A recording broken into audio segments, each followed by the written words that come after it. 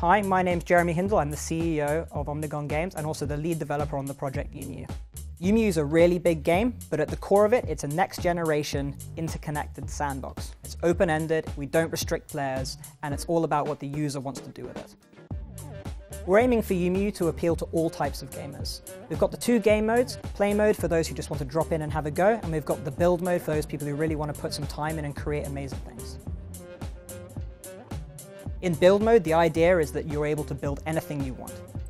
When building, you place basic shapes into the world, which you can then manipulate however you like. Then you can take those objects, add materials, physical properties, and deep functionality.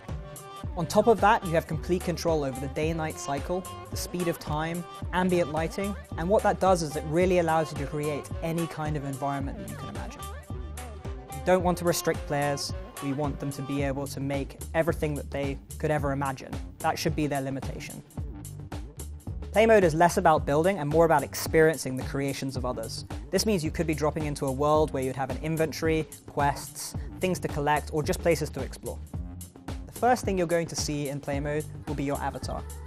By default, your avatar is a completely blank canvas so that you can create him to look however you want and to make him able to fit into any environment that somebody might have created for you to experience. We've made the customization system really flexible so that every single time we add an item, it'll work with all the other items which already exist to customize your avatar with. Gadgets should allow you to add whatever functionality you like to your creations. These could be things like opening doors when avatars approach them, damaging them when they're traversing traps, all sorts of things. Gadgets work essentially by the concept that there are two basic types. Those types being trigger and action gadgets. So for example, if you wanted to create a gun which your character could wield, you'd use a key press trigger gadget and then make it fire an action emit gadget. And then what's even more exciting is the thing that it emits could have gadgets of its own. So on collision, you could make it explode.